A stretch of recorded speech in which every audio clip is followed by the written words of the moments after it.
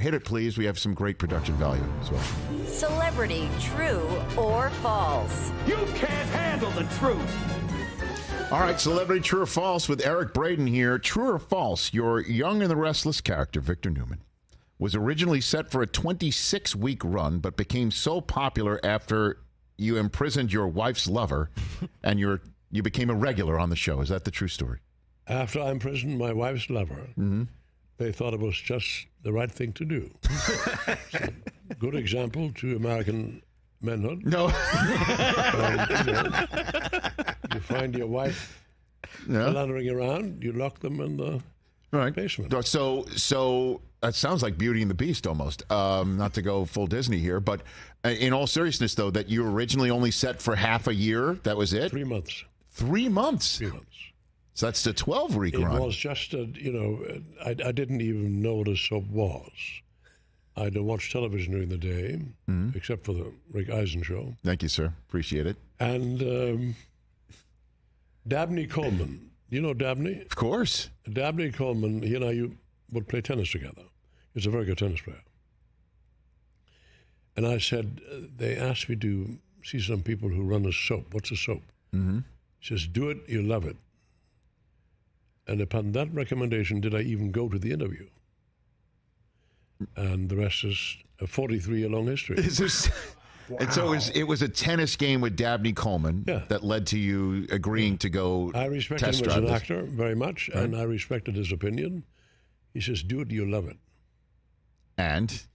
I hated it the first year. Oh, really? Hated it. I couldn't stand it. It was too limiting. It is too the pace is extraordinary. When a nighttime television show shoots between 8 and 12 pages a day, a film 2 or 3 pages a day, we shoot 100 pages a day.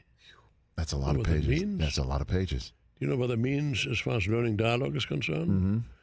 The most I've ever done were 62 pages in one day. And that was, we didn't think I could do it, but I did it. And you cram. And you just go right up, you go right up and kick it like a penalty kick, right? Yeah. Tiptoe Yes, around. exactly. Boom. By the way, that's a very good example. Okay. A lot of my success in acting had to do with sports. Sports, you do it. Yeah. You may feel nerves. When I did Broadway, for example, with Geraldine Page, 1965, opening night was frightening. Frightening. You go back and you say, you will not intimidate me. As in sports, you will not intimidate. Every athlete is nervous before an important game. Yeah, sure. So that sports, in that sense, helped a great deal. Eric Braeden here on the Rich Eisen Show, continuing celebrity true or false. True or false, Eric Braeden, you were offered the role of 007 James Bond in the early 1970s. Yay or nay? I'd done a film at Universal Studios called Colossus, The Forbin Project, which would be a very good film for people to see now because it was about supercomputers. Okay. And I developed the American supercomputer and the equivalent on Russia's side.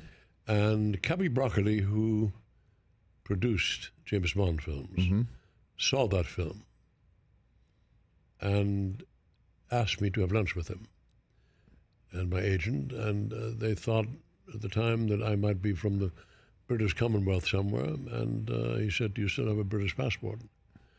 I said, I have a German passport. And the curtain went down. That's it. That's it. He says they would have a revolution in England if a German played James Bond. You know? Sure. Yeah, that was it. Exactly. That was the end of it. So if you were a Brit, you would have been able to do I it? would have probably been doing it, yeah. Brit or someone who was a member of the Commonwealth. Well, sure, right. I mean, obviously, Sean Connery wasn't a he was Brit. Scottish, Right. exactly. Right. Lazenby was an Aussie. New Zealand, Canada. No, not even Canada, I don't think. So that was the end of that. That was the end of that. Okay. Yeah. True or false, Eric Braeden, the scene in which your character, John Jacob Astor IV, drowned in Titanic was one of the scariest moments in your career. True or false? True. What happened? I was done a lot of stunts Rat Patrol, Combat, all the action films I ever did. Mm-hmm. And this one, they came to me the night before and said, James asked if you want to do it. I said, what does it entail? Well, water will come in from all sides, and then at a certain point when you go up the stairs and turn, that will be the cue to unleash 150 tons through the ceiling. Whoa. I said, really? And I said, yeah. I said, have you rehearsed it? He says, well, we can't. It's all computerized. I said, huh. Mm-hmm. I said, okay, let's do it, but you give me as many rehearsals as I want until I feel safe. Yes. So we had dry rehearsals, about 5 or 6, and thank God we did. They had, I think, 9 cameras. All the camera people were in a diving suit, an oxygen tank. And I said, well, what the hell is it for me? So you just walk from here, and then as the water comes in, I said, yeah, but how far does it? Well, we don't quite know. So, Okay. okay, so, So we dry rehearsed it a few times, and I said, okay. You mean at this point I turned? Yes. I said, and you give the cue to the guy who unleashes the water? He says, yep. I said, we have never rehearsed that. He said, no. Mm-hmm. All right. This was just before Christmas. I remember.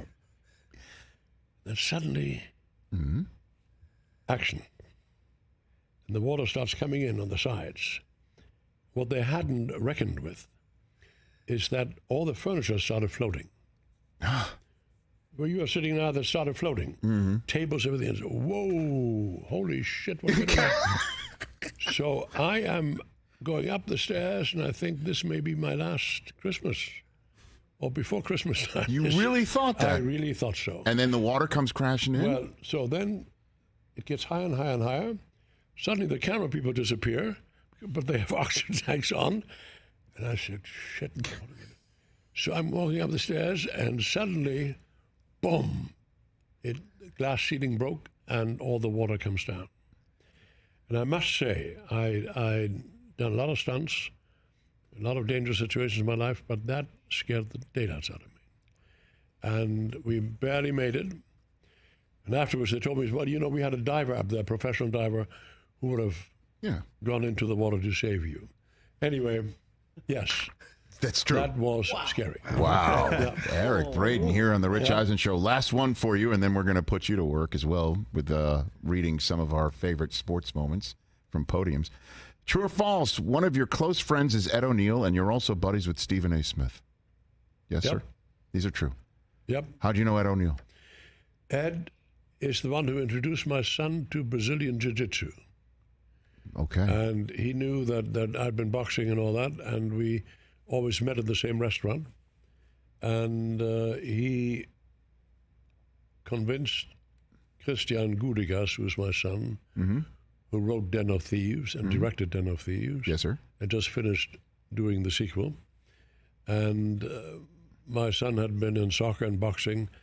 I took him to the ghetto gym, 78th and Hoover, 108th and Broadway, in the 70s and 80s. That's where I used to box.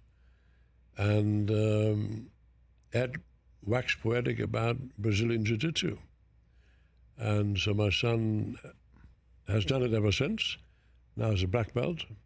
And so Ed is just very knowledgeable about boxing. Huge sports. boxing, MMA, UFC, martial arts. Absolutely. Huge Knows into everything that. about it. Yes, he does. And how'd you know Stephen A? Stephen A., my son said, you got to be on a show. Mm-hmm. So somehow I think my PR guy arranged, and we started talking, and it turns out that he, or friends of his and relatives of his, have been watching Y&R for years. That's how that came about. But does he watch the competition? Is that true? Well, he does. He works in the competition. I'd forget the show's name. And I said, you know, you're doing the wrong show, man. So, but no. But Stephen A is one of the brightest guys I know. He is so quick. He's so fast. Oh, yeah. And he sometimes works on General Hospital. No, that's what I heard. I forgive him, but... Catch the Rich Eisen Show every single day on the Roku channel, 12 to 3 Eastern, for free.